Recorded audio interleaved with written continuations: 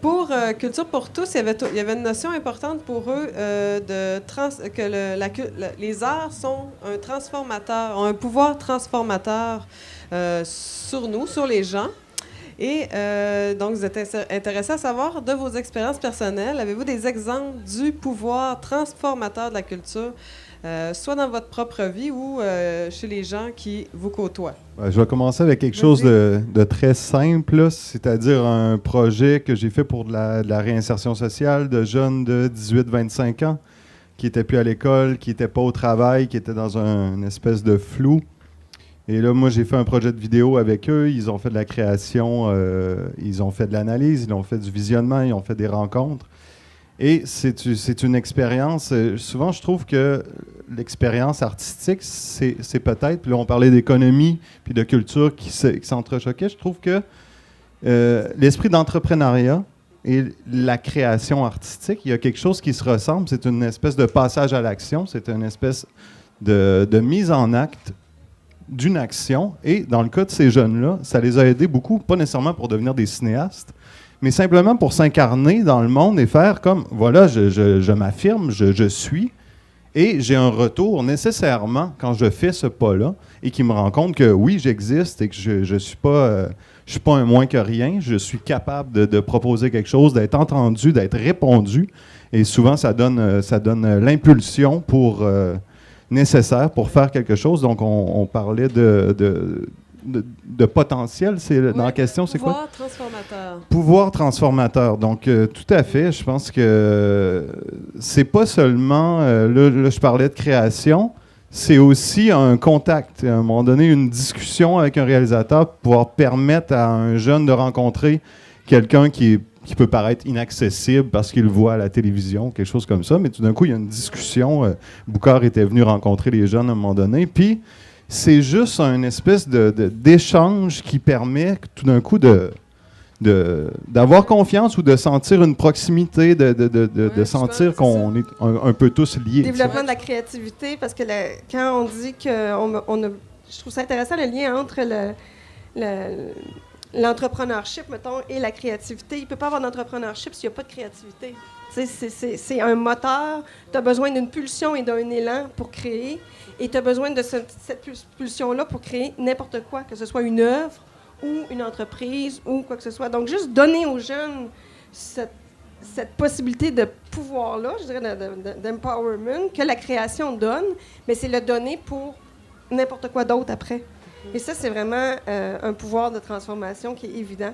Mais je voudrais amener aussi un exemple de pouvoir de transformation que j'ai expérimenté quand j'avais fait le projet de la femme Saran Wrap, qui était inspiré de mon expérience personnelle de santé et que j'ai comme transcendé en projet de performance et qui a donné lieu donc à un aspect plus académique avec un manifeste, avec une performance, avec un documentaire, avec toutes sortes d'éléments divers qui ont interpellé des gens qui me sont revenus il y avait comme une espèce d'abstraction dans cette œuvre-là, mais ça allait chercher chez les gens quelque chose, ça autorisait un sentiment qui n'était peut-être pas autorisé s'il était dit comme tel. L'aspect symbolique d'une œuvre a aussi des fois un effet sur les gens, plus au niveau inconscient. Ça en est un pouvoir de transformation aussi de la création. Il y a le pouvoir social, mais il y a aussi le pouvoir émotif des œuvres. Et l'abstraction, dans ce sens-là, est intéressante.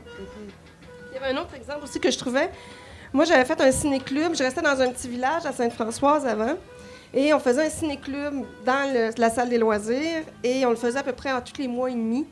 Et ça aussi, ça avait un pouvoir de transformation. On réussissait à réunir 10, 15 personnes du village autour d'un film qu'ils n'auraient pas vu. Et ils se déplaçaient, ça avait un pouvoir de réunion aussi. Ça ramenait les gens du village ensemble dans un lieu public. Donc, ça en a un autre pouvoir. Il y en a infiniment. Puis le pouvoir transformateur, parfois, c'est ça. On parlait d'émotivité, on parlait d'inconscient. Le fait d'habiter avec des œuvres, pas nécessairement les consommer. Moi, j'aime pas beaucoup à un moment donné, telle œuvre est présentée, est-ce que je paie ou non 25 $ pour aller, est-ce que ça me convient? Je l'achète, je le consomme, j'ai aimé ou j'ai pas aimé. Bon, OK, on a un principe très acheteur-consommateur, mais de vivre avec un environnement où il y a présence de l'art, ça a un effet sûrement... ça a des effets inconscients, émotifs, ça a des effets de rapport au monde très, très importants qui doivent être difficilement identifiables précisément, mais qui participent, disons, à un niveau beaucoup plus large, tu sais, sur l'impact sur des communautés qu'on pourrait parler. Donc, on peut penser à l'environnement, à l'architecture, au lieu qu'on habite. Donc, si les artistes sont impliqués dans ce qu'est physiquement le territoire, ça a aussi un impact sur comment vivent les gens dans ce territoire-là. Donc, c'est des pouvoirs transformateurs qui sont difficilement cernables de manière A plus B égale C. Mais au niveau global, ça doit avoir des effets immenses. On peut penser aux gens qui habitent une ville comme Barcelone, qui a des œuvres comme ça qui sont là depuis longtemps. C'est un gros exemple, mais on peut dire que ça a sûrement, à plus petite échelle, ça peut avoir le même genre d'effet, je suis certain. Moi étant pas artiste, ou avoir pratiqué quelques disciplines artistiques, oui, là, mais plus au niveau de la musique, tout ça, je trouve que c'est très... c'est difficile de répondre parce que la culture est mobilisatrice, le sport l'est. Il y a des gens qui se découvrent en étudiant en musique classique, d'autres la peinture, d'autres vont en fin de carrière exploiter un talent ou un intérêt. Moi, je me dis, je suis d'accord avec tes propos dans le sens que tout ça mis ensemble a un pouvoir transformateur d'une cité. Auparavant, les villes, le rôle principal, c'était de faire de l'asphalte, des trottoirs, déneiger, l'eau, etc. Maintenant, les gens, ils se disent oui, c'est très important, mais faites-le, on ne va pas en entendre parler. Mais parlez-nous de culture, par exemple, parlez-nous de parcs publics où on va pouvoir assister à des spectacles, à des fêtes. Parlez-nous de festivals. Nous, ça nous allume, tu sais. Puis la famille est concernée par ça. Donc, moi, je pense qu'il est là, le pouvoir transformateur de la culture. Qui s'établit sur non pas des mois, mais des années. Moi, je regarde juste l'arrivée du Paradis, la nouvelle salle de spectacle. Même là, il y a une différence entre la production artistique professionnelle qui est présentée à la salle des Jardins TELUS. Ça va rejoindre des gens qui ne sont pas nécessairement rejoints par tout ce que les artistes à Rimouski vont produire là, dans toutes les sphères. Ça les rejoint pas. Il y en a pour qui la culture, c'est Gilles Vigneault. Il y en a pour qui la culture, c'est je sais pas moi, un autre artiste professionnel, j'en nommerai pas, mais pour eux, c'est ça, c'est aller voir. Mais la musique classique, ça les intéresse pas, le théâtre les intéresse pas. Donc, c'est plus populaire, mais c'est ça, c'est ça. Tu sais, je pense qu'il faut avoir une variété, il faut avoir une... Moi, je pense qu'une vie où il y a une vie culturelle, c'est une ville qui est capable d'offrir une variété à autant de variétés de goûts et d'aspirations dans un milieu. Et ça fait en sorte qu'une ville va développer une qualité de vie qui va être hors de l'ordinaire. Tu sais. Puis je pense que Rimouski, on n'a pas le choix. On a un rôle de capitale régionale. Tu sais, on est une ville-centre. Si on ne développe pas, nous, ça va être Rivière-du-Loup, un peu Matane, les villes qui ont un peu plus les moyens, mais je pense que Rimouski, depuis quelques années, vraiment, moi je trouve en tout cas que les élus ont compris le message, se prennent en main davantage, soutiennent davantage des productions artistiques, des festivals. Et c'est ce qui fait la qualité de vie à Rimouski. Oui. Okay. Pour en revenir à la question, je m'en rapporte plus loin, là, qui est de l'expérience personnelle.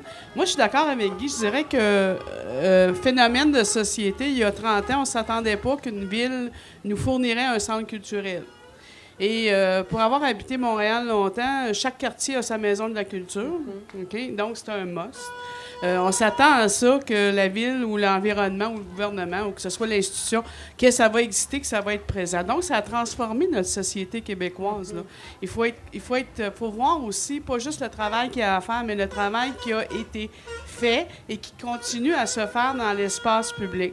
Pour ce qui est de mes expériences personnelles, je dirais que les gens ont tendance à penser qu'un gestionnaire, comme moi de formation, quelqu'un d'extrêmement rationnel, puis que lui, la créativité, là, ça n'existe pas dans son univers. Mais je suis d'accord.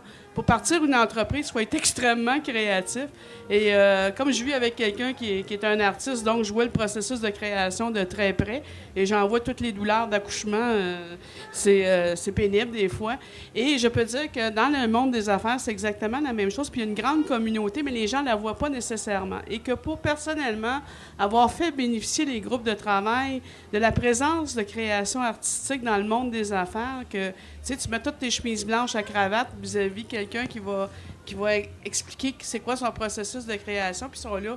Ah ben c'est la même affaire, nous autres, quand on part quelque chose, c'est pareil.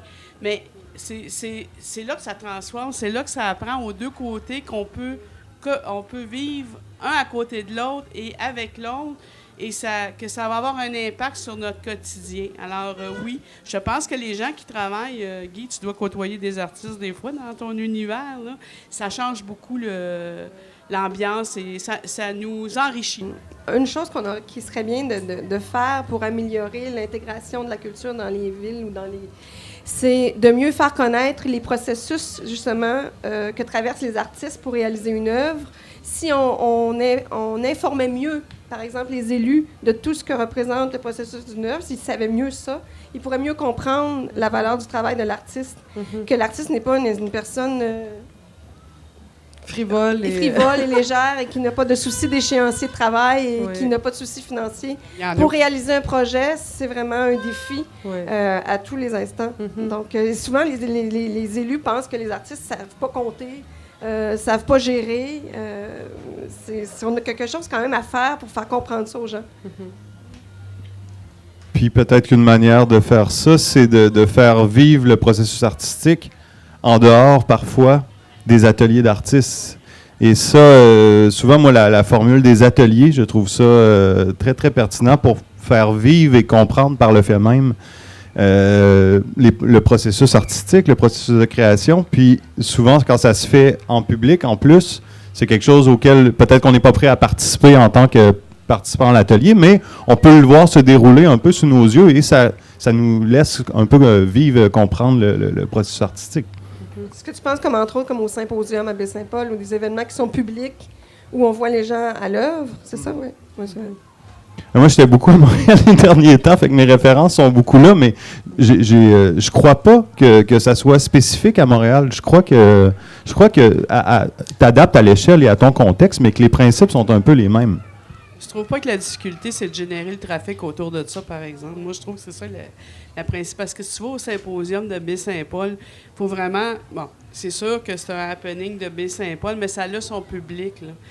Tandis que quand tu n'es plus vraiment sur... quand tu vas vers le quotidien des gens, que tu occupes un espace public dans le quotidien des gens, c'est là que tu fais vraiment un impact et un lien. J'en reviens encore à mes petites cabanes, puis aux pneus, puis à tout ça. Je suis sûre que ça a interpellé beaucoup de gens ici, dans un sens comme dans l'autre. En tout cas, moi, par rapport aux pneus, là, je vais partir de là. Pour illustrer la complexité de la rationalité des gestionnaires, des élus par rapport à certaines œuvres ou à certaines démarches. Quand l'artiste avait présenté, moi je me rappelle, on s'était déplacé, puis on avait regardé le site où allait être installé justement l'œuvre. Alors, il n'y avait pas de problème. Moi, j'ai présenté ça, dans le fond, à la ville là, pour aller chercher une espèce d'autorisation parce qu'il y était quand même l'utilisation d'un quai public. Alors, jusque-là, ça allait. Jusqu'au moment où l'œuvre est arrivée, où là, il y a eu toutes sortes de réactions positives. L'œuvre étant un amas de pneus... qui étaient attachés ensemble, qui représentaient, en tout cas, moi, ce que je comprenais de la démarche, parce que je l'ai lu... Puis je l'ai lu 2 fois parce que je me disais, un jour, je vais être interpellé par les élus. Ouais. Et là, il s'est mis à avoir... donc, il y a eu une réaction locale qui s'est propagée au niveau régional, dans les médias. Puis là, à un moment donné, on était sur LCN. Alors là, je me disais, est-ce que les élus qui ont donné leur OK à cette œuvre-là vont maintenir jusqu'à la fin? Est-ce qu'ils vont, par exemple, est-ce qu'ils vont aller à un moment donné à dire, ben là, il faut l'enlever parce qu'il y a trop de pression, on en parle trop, bon, ça dérange, etc. Mais non, moi, en tout cas, ça m'a positivement... J'étais assez heureux dans le fond du tonus des élus, puis même des gestionnaires de la ville, des hauts gestionnaires qui n'ont pas mis de pression sur l'artiste. C'est plutôt le milieu qui a mis... Parce que là, il y a eu même jusqu'à des menaces de mort en dernier. Là. C'était vraiment ça. Là. C'était pas drôle, mais... Parce que les citoyens trouvaient que parce ça que il y en a qui promettaient d'aller mettre le feu dedans, il y en a qui promettaient de... Ça choquait parce qu'il y avait l'air... Ah oui, puis il y a eu même des menaces de mort à l'artiste même.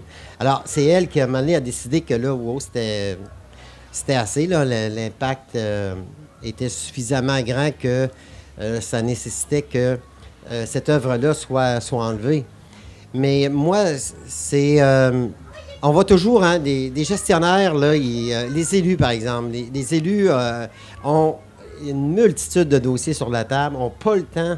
Puis là, on parle pas juste, là, on n'a pas le temps de regarder puis d'éplucher les dossiers pour les analyser. Et là, je parle autant des dossiers de culture ou de festivals ou d'organisations sportives. Donc, ils font juste surfer sur, bon, OK, c'est quoi l'activité, ça comprend quoi d'une manière synthèse. Et puis, bon, OK, ça s'inscrit-tu dans nos valeurs? Oui, bon, parfait, go, on y va. Mais moi, je trouve l'idée de présenter ou de permettre à des gestionnaires, à des élus de vivre des démarches, des processus de création, comment ça se passe, bon, etc. C'est intéressant, mais je ne sais pas où on va prendre le temps, où ils vont avoir le temps, de prendre le temps, ces gens-là, de le faire. Je sais bien que ce serait ça, mais... Dans un autre sens, je pense que chaque ville, en tout cas à ma connaissance, beaucoup de villes souscrivent aux journées de la culture et aux politiques culturelles. Donc, en tant qu'élus, ils font leur job, qui est d'assurer que la culture a la diffusion qu'elle doit avoir. Qu'ils y aillent ou qu'ils y aillent pas, à la limite, je m'en fous. Ce que je veux qu'ils fassent, c'est quand c'est le temps de voter un budget puis de respecter les conditions sur lesquelles ils ont signé leurs accords, qu'ils le fassent. Le reste, c'est un bonus. Là. Si j'ai un élu municipal qui est un fan culturel puis que je le vois dans tous les dans toutes les activités, c'est parfait, je suis contente. Je suis aussi contente quand je le vois au hockey parce que ça fait partie de la ville de Rimouski. Le club de hockey, c'est aussi important, c'est un phénomène culturel. Mais moi, ce que je veux surtout, c'est qu'ils fassent à la limite respecter les politiques qui sont votées. Ça, c'est important parce que l'argent de la culture, il se trouve là entre autres. Ben, en fait, moi, je trouve que l'intervention est très pertinente. Puis, mettons, les élus de Rimouski ne sont pas différents des élus des autres villes parce que ce sont des représentants que le peuple élit aux 4 ans pour les représenter. Et je me rappelle, dans une autre vie, étant ailleurs, je me disais, à un moment donné, je me disais, mais si les élus ne comprennent pas ou les administrateurs d'une corporation quelconque ne comprennent pas, pourquoi ils ne se déplacent pas? Pourquoi ils ne vont pas voir? Tiens, là, à un moment donné, on va avoir l'impression qu'on va échanger sur une même connaissance par rapport à un événement ou, bon. Moi, j'ai l'impression que j'abonde dans le sens de Mme Marino, là, dans le sens que, dans le fond, il faut... il y a des goûts, il y a toutes sortes de goûts, il y a toutes sortes d'intérêts. Dans le fond, c'est de laisser... C'est vivre et laisser vivre. Hein. Moi, c'est un peu ça, tu sais, dans le fond, dans mesure où on n'est peut-être pas un féru de discipline artistique précise, mais de l'autre côté, on trouve ça très correct qu'une musée existe, tu sais, parce que le musée, si on parle au plan économique, là, c'est énorme ce que ça coûte pour faire vivre les musées au Québec. Mais si on s'arrête à ça, bon, on va toutes les fermer, puis on va faire des hôtels avec, puis ou des bed and breakfast, puis ils vont marcher. Mais en même temps, c'est ce qui garde notre mémoire collective, tu sais, de décennies, de génération en génération. Ça fait qu'on serait un peu, tu sais, on serait complètement à côté du chemin de faire des choses comme ça. Mais effectivement, si quand il se passe des choses, si tout le monde était là pour voir, on aurait juste le sentiment des fois de discuter avec des gens qui comprennent ou qui ont vu, ou qui ne comprennent pas, là, ça se peut, mais ils ont droit.